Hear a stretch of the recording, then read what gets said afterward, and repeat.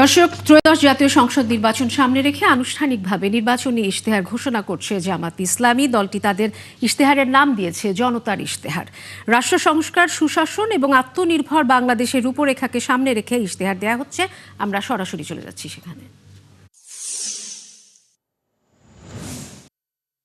যারা ইশতেহার তৈরি করেছেন আর ইশতেহার তৈরিতে এইভাবে সহযোগিতা করেছেন, আজকের এই মুহূর্তে আমি তাদের সকলের প্রতি গভীর শ্রদ্ধা নিবেদন করছি। তারা আমাদেরকে উৎসাহিত করেছেন, তাদের চিন্তাগুলো আমরা বুঝতে পেরেছি। তৃণমূল থেকে সর্বোচ্চ পর্যায়ের মানুষেরা আমাদেরকে সহযোগিতা করেছেন। আমাদের যে ইশতেহার, এই ইশতেহার হবে ইনশাআল্লাহ জনবান্ধব, ব্যবসা বান্ধব, শান্তি বান্ধব, শৃঙ্খলা বান্ধব। আমরা আমাদের ব্যবসার ক্ষেত্রে অবশ্যই প্রাইভেট ভেঞ্চারকে আমরা বেশি উৎসাহিত করব, এটা দেশি এবং বিদেশি। শিল্প মালিক যারা হবেন তাদেরকে আমরা সমাজের আইকন হিসাবে কবুল করব। আর এই মালিকারা যারা লক্ষ লক্ষ শ্রমিককে চাকরি প্রোভাইড করেন, তারা কার্যত লক্ষ লক্ষ পরিবারের মুখে খাবার তুলে দেন। আমরা সেই শিল্পগুলোকে শিশুর মতো কুলে তুলে লালন করব ইনশাআল্লাহ। শিশুকে যদি আমরা আজকে ভালোভাবে পরিচর্যা করি, এই শিশু বড় হয়ে তখন আমাকে পরিচর্যা করবে। আমরা শিল্পকে এই কারণেই নিউবর্ন বেবির মতো আমরা নার্চার করব, যে তারাই আগামীতে ইনশাআল্লাহ এই দেশটাকে সুন্দরভাবে গড়ে দিবেন, আমাদের যুবক যুবতীদের হাতে কাজ তুলে দেবেন। এই ক্ষেত্রে আমাদের পলিসি হবে মালিক পক্ষ এবং শ্রমিক পক্ষকে মুখামুখি করা নয়, বরঞ্চ সমন্বয় করে হাতে হাত ধরে বুঝানো। শিল্প বাঁচাতে হলে শ্রমিককে বাঁচাতে হবে, আর শ্রমিকদেরকে বুঝাতে হবে যে যদি শিল্প বাঁচে তাহলে তুমিও বাঁচবা। সুতরাং শিল্পকে নিজের সন্তানের মতো ধারণ করো। আর মালিকদেরকে আমরা অনুরোধ করব তারা যেন তাদের যারা শ্রম বিনিয়োগ করেন তাদেরকে যেন তাদের সন্তানের মতো ধারণ করেন। তারা একটুখানি সম্মান চায়, একটুখানি ভালোবাসা চায়, একটুখানি কর্ম পরিবেশ চায়। বিশেষ করে মহিলা শ্রমিক যারা থাকবেন, নারী শ্রমিক, তাদের জন্য কর্মঘণ্টার ব্যাপারে আমাদের একটা প্ল্যান আছে, আমরা বলেছি। পর্যায়ক্রমে সেটা ইনশাল্লাহ বাস্তবায়িত হবে। এটা যখন বললাম, কারো কারো কপালে চিন্তার ভাঁজ, আর কেউ কারো কারো উল্লাস যে এই একটা ভালো পয়েন্ট পেয়েছি, এবার আর একটা মিসাইল মেরে দিব জামাত ইসলামের উপর। হলো, দুটাই হলো। চিন্তার ভাঁজ যারা ব্যবসা এবং শিল্পের মালিক, তারা চিন্তা করেছেন 5 ঘন্টা কাজ করে যদি 8 ঘন্টার বেতন হয় তাইলে আমি পুষাবো কিভাবে? না, আপনি দিবেন কেন? তিনি যে কয় ঘন্টা এখানে শ্রম দিবেন সেই কয়েক ঘন্টার আপনি দিবেন, বাকিটা সরকারের দায়, সরকারকে দিতে হবে। মায়েরা সমাজ গড়ে দিবেন আর মায়েদেরকে এটুকু সম্মান আমরা দেখাবো না, এটা হতে পারে না। দুনিয়ার বহু দেশে এটা আছে। 6 ঘন্টা, 4 ঘন্টা, 5 ঘন্টা। অনেকে আওয়াজ তুললো, এমনিই নারীরা কর্মক্ষেত্রে সুযোগ পায় কম। এখন যখন নিয়োগকর্তা দেখবে যে তাদের কর্মঘণ্টা কম, তখন আর নিবেই না। কিন্তু তারা এটা চিন্তা করেননি। যখন একজন সন্তান সম্ভবা মা, এরপরে যখন তিনি সন্তানকে জন্ম দেন, তারা লালন পালন করেন, অনেক সময় 8 ঘন্টা কাজ করতে পারবেন না বলে পুরা চাকরিটাই ছেড়ে দেন। আমরা তো সেখানে তাদের জন্য সহজ করে দিচ্ছি, যাতে চাকরি তার স্বার্থে না হয়, ওটাও লেগে থাকবে, সন্তানও তার গায়ের সাথে জড়িয়ে থাকবে। এই দুইটার আমরা সমন্বয় ঘটাতে চাচ্ছি। 3 ঘন্টা বাকি যেটা থাকবে সেখানে কাজ থেমে থাকবে না। দুনিয়ার বহু দেশে আছে, পাবলিক অ্যান্ড প্রাইভেট, পিপিপি, সব জায়গায় পার্ট টাইম ওয়ার্কার নিয়োগ দেওয়া যায়। সেখানে মালিকরা দিবেন, আরো বেশি জব ক্রিয়েট হবে। কোনো মা এমন থাকতে পারেন যে তিনি 5 ঘন্টা পারবেন না, 3 ঘন্টা করবেন, তিনি ওই জায়গাটা ফিল আপ করবেন। বাচ্চাদের, বেবিদের ডে কেয়ার সেন্টার থাকতে হবে। তবে হ্যাঁ, পর্যাপ্ত পরিমাণ নারীরা যেখানে কাজ করবেন সেখানেই কেবল এটা মেনটেন করা সম্ভব। দর্শক, জামাত ইসলামী নির্বাচনী ইশতেহার ঘোষণা অনুষ্ঠানে বক্তব্য রাখছিলেন দলটির আমির শফিকুর রহমান। আপনারা সরাসরি দেখছিলেন। পরে খবরে যাচ্ছে, দক্ষিণবঙ্গে পৃথক নির্বাচনী জনসভায় প্রতিদ্বন্দ্বী দলের সমালোচনার পাশাপাশি ভবিষ্যৎ পরিকল্পনা তুলে ধরলেন বিএনপি চেয়ারম্যান তারেক রহমান। দুই জনসভাতেই তিনি অভিযোগ করেছেন গুপ্ত রাজনীতিকরা জালেমে আবির্ভূত হয়েছেন। বরিশালে খাল খনন ও হিমাগার তৈরির প্রতিশ্রুতিও দেন তারেক রহমান। পরের জনসভায় কৃষি উন্নয়নে পদ্মা ব্যারেজ নির্মাণ, ফরিদপুরকে বিভাগ এবং শহরকে সিটি কর্পোরেশন করার পরিকল্পনার কথাও জানান তিনি। ফরহাদ ইবনে মালেককে নিয়ে আরও জানাচ্ছেন শফিকুল হক। গণসংযোগের 10ম দিনে দক্ষিণবঙ্গ সফরে বিএনপি চেয়ারম্যান তারেক রহমান। স্বভাবতই তার এবারের সফর ঘিরে নেতাকর্মীরা ছিল বেশ উচ্ছ্বসিত, যেন নতুন প্রাণের ছোঁয়া দিয়েছে বিএনপি চেয়ারম্যান তারেক রহমান। দুপুরে তারেক রহমান কীর্তনখোলা নদীর কোল ঘেঁষা বরিশালের বেলস পার্কের জনসভায় যোগ দেন। তিনি আসার আগেই শহরের সব পথ মিশে বেলস পার্কে, মাঠ সহ আশপাশের সড়কও ছিল লোকারণ্য।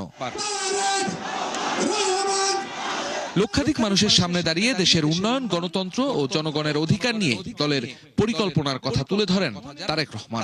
আমাদের পরিকল্পনার মধ্যে রয়েছে এই ভোট নিয়ে ষড়যন্ত্র হচ্ছে অভিযোগ করে এ বিষয়ে সবাইকে সতর্ক করেন বিএনপি চেয়ারম্যান। যেই ব্যক্তি বা যেই দলের তার দেশের মা বোনদের প্রতি বিন্দুমাত্র শ্রদ্ধা নেই, যেই নেতা যেই দলের নেতাকর্মীদের নিজের দেশের মা বোনদের কষ্টের প্রতি বিন্দুমাত্র সম্মান নেই, তাদের কাছ থেকে আর যাই হোক বাংলাদেশ কখনো অগ্রগতি আশা করতে পারে না।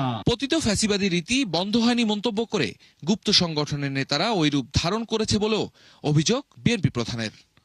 একটি রাজনৈতিক দল যাদের একটি অন্য পরিচয় আছে, জনগণ যাদেরকে একটি ভিন্ন পরিচয় চিনে, জনগণ তাদেরকে কি পরিচয় চিনে? গুপ্ত পরিচয় চিনে, গুপ্ত পরিচয়। আপনারা চিনেন কারা তারা গুপ্ত? বাংলাদেশের রাজনীতিতে কারা সেই গুপ্ত? চেনেন আপনারা, আলহামদুলিল্লাহ। প্রিয় ভাই বোনেরা, বর্তমানে বাংলাদেশে এক নতুন জালেমের আবির্ভাব হয়েছে। এই গুপ্ত সংগঠনের ব্যক্তিরা নতুন জালেম রূপে আবির্ভূত হয়েছে বাংলাদেশের মানুষের কাছে। দীর্ঘ রাজনৈতিক অস্থিরতা শেষে সব মানুষের প্রত্যাশার ঝুলিতে একটি অবাধ, সুষ্ঠু, গ্রহণযোগ্য নির্বাচন। তারা চায় ভোটের অধিকার প্রতিষ্ঠিত হোক, সমৃদ্ধ হোক বাংলাদেশ। জনসভায় তারেক রহমানের দেওয়া প্রতিশ্রুতি এই জনপদের মানুষকে কতটা আশ্বস্ত করতে পারলো সেটি জানতে অপেক্ষা করতে হবে ভোটের দিন পর্যন্ত। বরিশালের কর্মসূচি শেষে তারেক রহমান যোগ দেন ফরিদপুরের রাজেন্দ্র কলেজ মাঠের জনসভায়।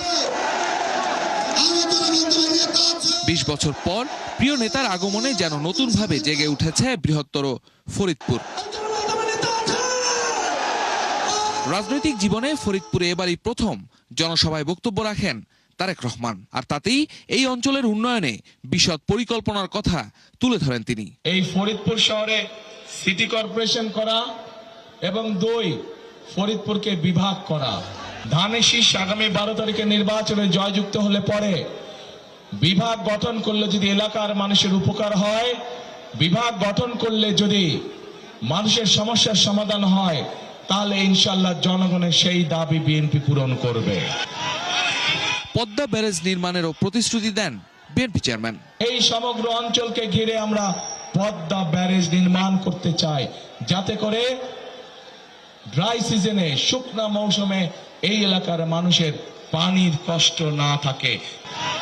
সব ষড়যন্ত্র রুখতে ভোটের মাধ্যমে জনগণকে জবাব দেওয়ার আহ্বান জানান বিএনপির শীর্ষ নেতা। 13 তারিখ থেকে বাংলাদেশের কাছে জবাবদিহিমূলক শাসন ব্যবস্থা প্রতিষ্ঠিত হবে। শফিকুল হক, 71, ফরিদপুর। সরকার গঠন করলে সব ধরনের রক্তচক্ষু উপেক্ষা করে তিস্তা মহাপরিকল্পনা বাস্তবায়ন করবে জামাত ইসলামী। তিস্তার জীবন ফিরিয়ে দিয়ে উত্তরবঙ্গকে কৃষি শিল্পের রাজধানী করার প্রতিশ্রুতিও দিয়েছে দলটি। নির্বাচনী প্রচারের অংশ হিসেবে বুধবার কুড়িগ্রাম, লালমনিরহাট এবং নীলফামারীর আলাদা জনসভায় দলের এসব পরিকল্পনার কথা জানান জামায়াতের আমির ডক্টর শফিকুর রহমান। বিস্তারিত জানাচ্ছেন শাহিদুজ্জামান সাকিব।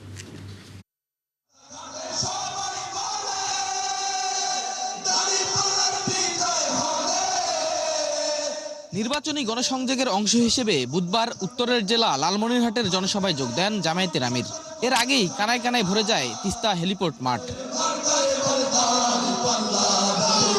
দুপুর 1টায় মঞ্চে উঠেন ডাক্তার শফিকুর রহমান। পরে দলের নেতাকর্মী এবং এলাকাবাসীর উদ্দেশ্যে তিনি বলেন, এবার নির্বাচনে মতলববাজ রাজনীতির কবর রচনা হবে। তোরা তো পালাক্রমে দেশ শাসন করলি, তো আমার দেশটাকে দেশ হিসাবে গড়লি না কেন? এদেশের মানুষ তোমাদেরকে দেখেছে ভাই, অনেক দেখেছে। এবার একটু বিশ্রামে যাও, এবার একটু আমাদেরকে সুযোগ দাও। আমরা কথা দিচ্ছি, আমরা বসন্তের কুকিল নয়, আমরা ইহ জগতের বন্ধু, আর পরজগতের আল্লাহর কাছে বলি যে আল্লাহ সেইখানেও বন্ধু বানাইয়া রাখি। তার মতে তিস্তা উত্তরবঙ্গের জন্য আশীর্বাদ হওয়ার কথা থাকলেও এই অঞ্চলের মানুষের জন্য তা অভিশাপ হয়ে দাঁড়িয়েছে। আমরা কথা দিচ্ছি যে কোনো মূল্যের বিনিময়ে ইনশাআল্লাহ তিস্তা পরিকল্পনা বাস্তবায়ন হবে। কারণ লাল চোখ আমরা পরোয়া করব না। আমার দেশ আগে, এ দেশের জনগণের স্বার্থ আগে। আমরা কারো স্বার্থে আঘাত দেব না, কিন্তু আমাদের স্বার্থে কেউ এসে বাগড়া দিবে তাও আমরা মেনে নেব না। তিস্তার প্রাণ ফিরিয়ে দিয়ে উত্তরবঙ্গকে কৃষি শিল্পের রাজধানী করার ঘোষণা দেন জামায়াত আমির। জনগণের দিকে তাকানোর সময় 5 বছরে একবার হয়, আর বাকি সময় জনগণকে তারা চিনেন না। আমরা সেই বসন্তের কোকিল না, আমরা বিপদেও আছি, আমরা সুখের সময়ও আছি। দেশে বঞ্চিত জনপদের তালিকায় সবার আগে উঠে আসে লালমনিরহাট, নীলফামারীর মানুষের নাম। তিস্তা অধ্যুষিত এই অঞ্চলের মানুষজন বলছেন, দল কিংবা প্রতীক দেখে নয়, এই তিস্তা মহাপরিকল্পনা বাস্তবায়ন এবং এই অঞ্চলের মানুষের ভাগ্য উন্নয়নে কারা কাজ করতে পারবেন তাদেরকেই ভোট দিবেন তারা। এই জনসভা থেকে জামায়াত প্রধানের প্রতিশ্রুতি তাদেরকে কতটা প্রভাবিত করে সেটি এখন দেখবার বিষয়।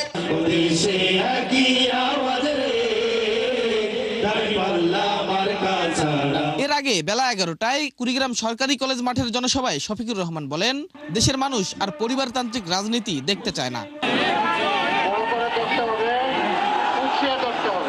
জামায়াত ক্ষমতায় গেলে রাষ্ট্রের মালিক নয়, জনগণের সেবক হবে, এমন অঙ্গীকার করে দলটির আমির দাঁড়িপাল্লায় ভোট চান। শাহেদুজ্জামান সাকিব, ৭১, লালমনিরহাট। আমার তোমার। জামায়াতে ইসলামী যুক্তরাষ্ট্রের কাছে ইসলামী আন্দোলনকে জঙ্গি দল হিসেবে উপস্থাপন করেছে, এমন অভিযোগ করেছেন ইসলামী আন্দোলন বাংলাদেশের আমির সৈয়দ মোহাম্মদ রেজাউল করিম। রাষ্ট্র পরিচালনার প্রতিটি ক্ষেত্রে শরিয়া আইনকে প্রাধান্য দিয়ে দলের ৩০ দফা নির্বাচনী ইশতেহারও ঘোষণা করেছেন তিনি। বিকেলে সংবাদ সম্মেলনে এসব বলেন ইসলামী আন্দোলনের আমির। বিস্তারিত শাহরিয়ার ইমতিয়াজের প্রতিবেদনে। নির্বাচনী ইশতেহার ঘোষণা করতেই রাজধানীতে দলের কেন্দ্রীয় কার্যালয়ে এই সংবাদ সম্মেলন করে ইসলামী আন্দোলন বাংলাদেশ।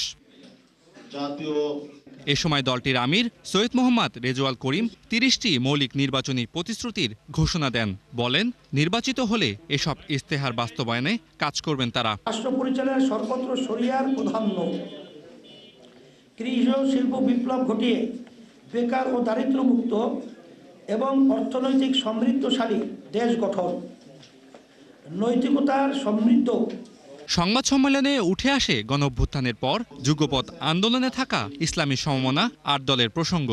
এ সময় জামায়াতের বিরুদ্ধে দেশ এবং ইসলাম বিরোধী অবস্থানের অভিযোগ তোলেন তিনি। যেখানে ইসলাম নাই, যেখানে দেশের স্বার্থ নাই, যেখানে এক কথায় নিজেদের ভিতরে সৌহার্দ্যতা নাই, যেখানে নিজেদের ভিতরে সৌহার্দ্যতা না থাকে, তাদের সাথে থাকলে সেখানে জাতি ধোঁকা খাবে, বাংলাদেশের মানুষ ধোঁকায় পড়বে।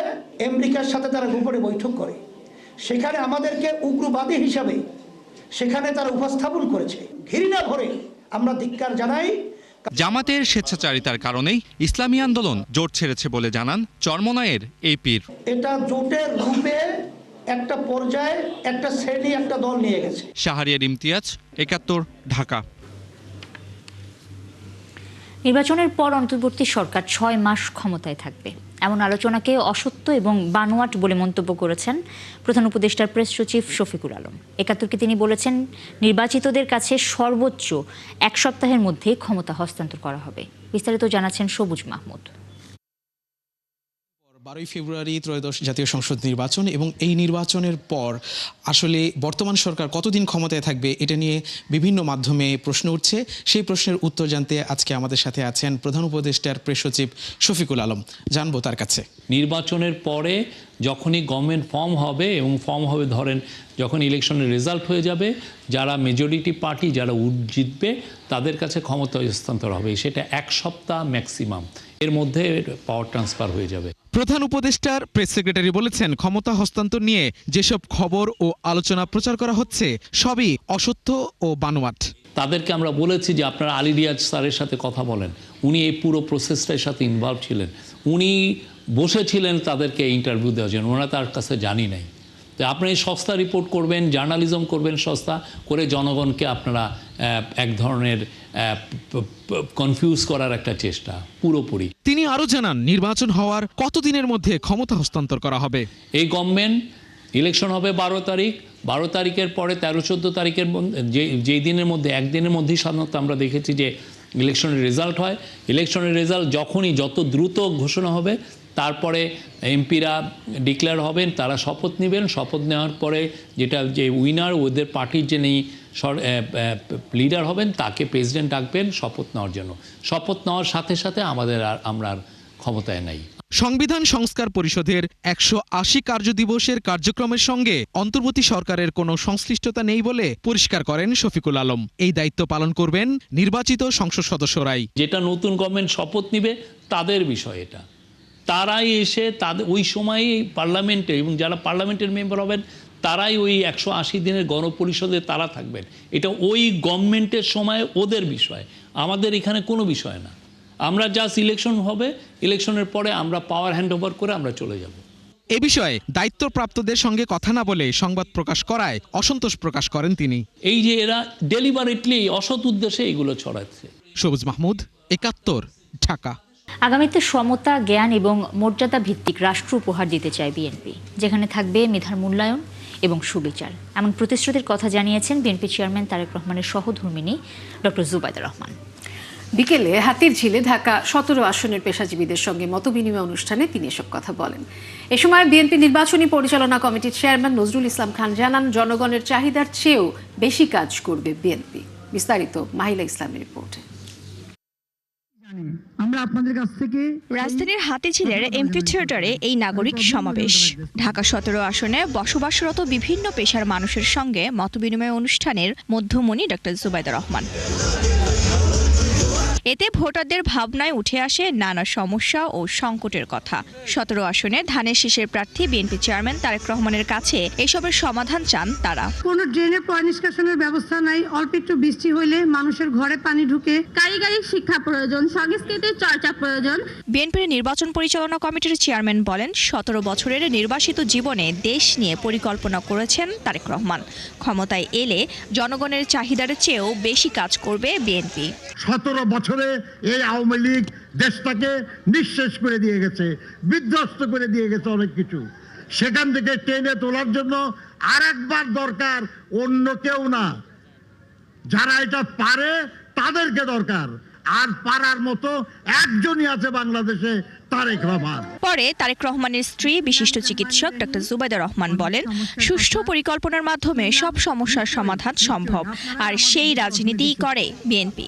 মেধার মূল্যায়ন, সমান অধিকার ও সুবিচার নিশ্চিতে প্রতিশ্রুতির কথাও জানান তিনি। সমস্যাগুলো কিভাবে সুষ্ঠুভাবে সমাধান করে একটি সুন্দর সমতা ভিত্তিক, জ্ঞান ভিত্তিক, শ্রমের মর্যাদা ভিত্তিক রাষ্ট্র উপহার দেওয়া যায়। দেশ গড়তে সবাইকে ঐক্যবদ্ধ থাকার আহ্বানও জানান ডাক্তার জুবাইদা। আমাদের সকলকে একসাথে কাজ করতে হবে। আজকে আপনারা দেখিয়েছেন, আপনারা সবাই একসঙ্গে এসেছেন। অসংখ্য অসংখ্য ধন্যবাদ।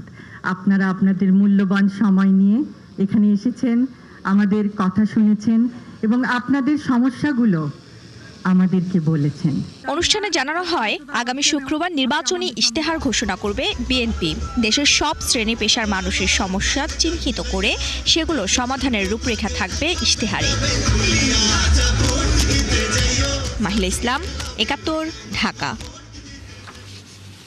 জামায়াত ইসলামীর আমির ডাক্তার শফিকুর রহমানের এক্স অ্যাকাউন্ট হ্যাকের ঘটনা নিয়ে নানা বিতর্কের 5 দিনের মাথায় আটক করা হয়েছে বঙ্গভবনে আইটি বিভাগে কর্মরত এক প্রোগ্রামারকে। প্রাথমিক জিজ্ঞাসাবাদে তার জড়িত থাকার প্রমাণ মিলেছে, জব্দ করা হয়েছে তার সব ডিভাইস। তবে আইটি বিশেষজ্ঞরা সরকারি কোনো আইডি থেকে হ্যাকের বিষয়টি নিয়ে বিস্ময় প্রকাশ করেছেন। বলেছেন ফিশিং অ্যাপ ব্যবহার করে পেইড সফটওয়্যার হ্যাকের সুযোগ কম। বিস্তারিত জানাচ্ছেন সুমন তানভীর।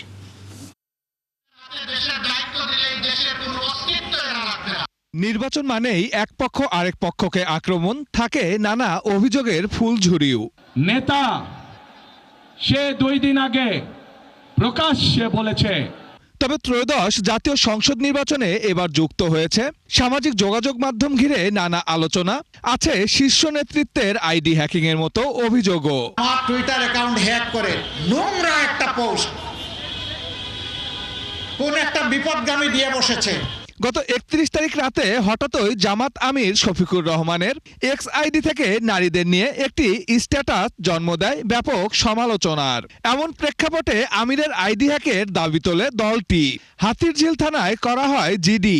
অবশেষে ঘটনার 4 দিনের মাথায় মঙ্গলবার মধ্যরাতে বঙ্গভবনের আইটি বিভাগে কর্মরত এক সহকারী প্রোগ্রামারকে সরকারি কোয়ার্টার থেকে আটক করে ডিবি। তার আইডি থেকেই জামাত আমিরের অ্যাকাউন্টে একটি মেইল পাঠানো হয়েছিল বলে প্রাথমিক সত্যতা পেয়েছে মহানগর গোয়েন্দা পুলিশ। তথ্য তো পেয়েছি, সেজন্য নিয়ে আসছি। এমনি তো আর ইয়ে করা যায় না। হ্যাঁ, প্রাথমিক কিছু তথ্য তো আছেই, প্রাথমিক কিছু সত্যতা তো আছেই। তাছাড়া বঙ্গভবনের একজন স্টাফকে নিয়ে আসা, সরকারি একজন কর্মকর্তাকে নিয়ে আসা, টেকনিক্যাল অনেক বিষয় আছে। তবে আইটি বিশেষজ্ঞরা বলছেন জামাত আমিরের ব্যবহৃত ডিভাইসটি পেইড সফটওয়্যার হয় এরকম মেইল ব্যবহার করে ফিশিং অ্যাপ দিয়ে হ্যাক করার সুযোগ কম। তাদের ধারণা আইটিতে অ্যাক্সেস আছে এমন কোনো আইডি থেকেই পোস্টটি করা হয়েছে। আমির সাহেব যিনি ব্লু ভেরিফাইড ব্যবহার করেন ভিকটিম, উনি ডেফিনেটলি আমি ধরে নেব উনি একটা পেইড সফটওয়্যার ব্যবহার করেন। পেইড সফটওয়্যার ব্যবহার করলে এন্ড পয়েন্টে থেকে আমি দায়িত্ব নেবে বলতে পারি কোনো ফিশিং ইমেল অ্যাটাক করার পর সে ডিভাইস কন্ট্রোল করে সেখানে সেশন অ্যাটাক করাটা ভেরি মাচ ডিফিকাল্ট। বিশ্বের অনেক জায়গায় এরকম হয়েছে, নায়ক নায়িকাদের ক্ষেত্রে হয়েছে। দেখা গিয়েছে যে তাদের যারা মনোনীত যে সকল অ্যাডমিন দায়িত্বপ্রাপ্ত থাকে বা এডিটর থাকে তাদের দ্বারা এই জাতীয় দুর্ঘটনা ঘটে থাকে। আটক মোহাম্মদ সরোয়ারকে নিয়ে বঙ্গভবনের আইটি বিভাগেও চালানো হয়েছে অভিযান। সুমন তানভীর, 71, ঢাকা। সারা দেশের মতো নোয়াখালীতেও চলছে ভোটের উৎসব। গণসংযোগে ব্যস্ত প্রার্থীরা নারীদের উন্নয়নে তারা দিচ্ছেন নানা প্রতিশ্রুতি। তবে এখানকার নারী ভোটাররা এবার নিজেই প্রার্থী নির্বাচন করতে চান। বিশেষ করে উদ্যোক্তা এবং কর্মজীবীরা চান সুষ্ঠু পরিবেশে ভোট দিতে এবং নারী বান্ধব সরকার নির্বাচিত করতে। মিজানুর রহমানের তথ্য ও ছবিতে প্রতিবেদন। কেয়া কর্মকার নোয়াখালীর চৌমোহনীর হক মার্কেটে একটি বিউটি পার্লারের পরিচালক এবং একজন নারী উদ্যোক্তা। নিজে স্বাবলম্বী হয়ে এলাকার শিক্ষিত নারীদের আত্মনির্ভরশীল হওয়ার পথ দেখান তিনি। এই উদ্যোক্তা এবার আগ্রহী ভোট নিয়ে। সুষ্ঠু পরিবেশে ভোট দিতে চান তিনি, পাশাপাশি চান নারী বান্ধব সরকার। দিন দিন যে পরিমাণে জিনিসপত্রের দাম বাড়তেছে, ওই ক্ষেত্রে আমাদের প্রোডাক্টগুলো যেভাবে বাড়তেছে, তো আমরা এইভাবে যদি বাড়তে থাকে তাহলে তো আমরা ব্যবসা করে আগায় যেতে পারবো না। তো এই জন্য আমরা চাচ্ছি সবকিছু দেশের শান্তি হোক, সবকিছু ভালো হোক এবং সুষ্ঠু সুন্দরভাবে জানি ভোট হয়। নোয়াখালী জেলায় দিন দিন বাড়ছে উদ্যোক্তা এবং কর্মজীবী নারীর সংখ্যা। তাই এসব নারীরা চান নিরাপত্তা সহ নিরাপদ কর্মপরিবেশ। পাশাপাশি তাদের প্রত্যাশা চলাফেরায় স্বাধীনতা সহ তাদের জন্য বিভিন্ন সুযোগ সুবিধা নিশ্চিত করা হোক। নারীবান্ধব সরকারই চাই, যেখানে নারীরা ভালো মতো কাজ করতে পারে, ডে কেয়ারের ব্যবস্থা, প্রশিক্ষণের ব্যবস্থায়, মাতৃত্বকালীন ছুটি। আমরা যেন ব্যবসাটায় ছোট পরিসরে চালিয়ে যেতে পারি, এটাই আবেদন। নারীবান্ধব যার মাধ্যমে আমরা আমাদের কর্মক্ষেত্রে এগিয়ে যাব। আমরা যারা কর্মজীবী আছি তারা যেন রাস্তায় সুস্থ স্বাভাবিকভাবে চলাফেরা করতে পারি। আর নারী চিকিৎসকরা বলছেন সারা দেশে মোট জনসংখ্যার অর্ধেক নারী হলেও তাদের জন্য সমান সুযোগ নেই। তাই নারীদের স্বাবলম্বী ও কর্মসংস্থানের ব্যবস্থা করবে এমন প্রতিনিধি চান তারা। এখানে প্রায় 150 থেকে 200 স্টাফ হবে। তো এদের সবাই কিন্তু আমার উপরে নির্ভরশীল। তা আমি একটা মহিলা যে কাজ করবে, যে স্টাফ আসে, তার ডিউটি থাকে, শিডিউল থাকে, তারা কখনো সকালে, কখনো বিকেলে, কখনো নাইট ডিউটি করে। তো যে নাইট ডিউটি করবে সে যদি রোডে নিরাপদ না হয়, তাহলে সে কীভাবে, কোন আশায় আমার এখানে, কোন ভরসায়, কোন সাহসে আসবে বলেন? তো তাকে তো আমি নিরাপত্তা আমি দিতে পারবো না, নিরাপদ দিতে হবে সরকার। নোয়াখালীর 6টি সংসদীয় আসনে এবার মোট ভোটার 28,54,099 জন। এর মধ্যে নারী ভোটার আছেন 13,70,698 জন। মনিরা কাজুরি, 71। ত্রয়োদশ জাতীয় সংসদ নির্বাচনে পোস্টাল ব্যালটের মাধ্যমে ভোট দিতে পেরে আনন্দিত কুয়েত প্রবাসী বাংলাদেশিরা। তবে পোস্ট অফিস থেকে ব্যালট পেপার সংগ্রহ না করায় অনেক ব্যালট এখন দেশে ফিরে যাচ্ছে। কুয়েত থেকে সহকর্মী সাদেক রিপনের তথ্য ছবি নিয়ে বিস্তারিত প্রতিবেদনে। পোস্টাল ভোটের জন্য বিডি অ্যাপসে নিবন্ধন করা কুয়েত প্রবাসীদের ব্যালট পেপার কুয়েতে পৌঁছালেও স্থানীয় পোস্ট অফিসগুলোর নিয়ম অনুযায়ী ভোটারদের ফোন করে জানানো হয় না। ফলে ফোন কলের অপেক্ষায় থাকা অনেক প্রবাসী সময় মতো পোস্ট অফিসে উপস্থিত না হওয়ায় তাদের ব্যালট পেপার ফেরত পাঠানো হচ্ছে বাংলাদেশে। বাংলাদেশের মতো এখানে ভোটে এমএস চলতেছে, বিভিন্ন জায়গা, বিভিন্ন এরিয়াতে, বিভিন্ন ডিস্ট্রিক্টে ভোটে এমএস চলতেছে, আমেস চলতেছে। আমরা খুব আনন্দিত, উৎফুল্ল। আমরা ফ্যামিলি নিয়ে ভোট দিতেছি যার যার পছন্দের প্রার্থীকে। এই পরিস্থিতিতে যারা এখনো ব্যালট পেপার সংগ্রহ করতে পারেননি তাদের জন্য বাংলাদেশ দূতাবাস কুয়েত তাদের অফিসিয়াল ফেসবুক পেজে একটি জরুরি বিজ্ঞপ্তি প্রকাশ করেছে। বিজ্ঞপ্তিতে বলা হয়, আগামী 5 ফেব্রুয়ারির মধ্যে সংগ্রহ করা ব্যালট পেপার নির্ধারিত আল মিজাইল পোস্ট অফিসে জমা দিতে হবে। টাইম খুব কম, আপনারা যত তাড়াতাড়ি পারেন ব্যালট সংগ্রহ করে আপনি পূরণ করে আপনি ব্যালটটা করে দেন, জমা দিয়ে দেন। ব্যালট সংগ্রহ করা অনেক প্রবাসী নিজেদের সুবিধাজনক সময়ে অফিসিয়াল হলুদ খামে ব্যালট পেপার পূরণ করে পোস্ট অফিসে জমা দিচ্ছেন। দেশের মতো কুয়েত প্রবাসী বাংলাদেশিদের মাঝেও এখন ভোটের আমেজ স্পষ্ট। প্রবাসীদের মতে তাদের দেয়া ভোট আগামী সরকার গঠনে গুরুত্বপূর্ণ ভূমিকা রাখবে। চৈতি সরওয়ার, 71। দর্শক, চলছে সংবাদ সংযোগ, সরাসরি সংবাদ অনুষ্ঠান দেখতে চোখ রাখুন 71-এর ফেসবুক পেজে এবং সাবস্ক্রাইব করুন 71-এর ইউটিউব চ্যানেল। 71-এর সাথে।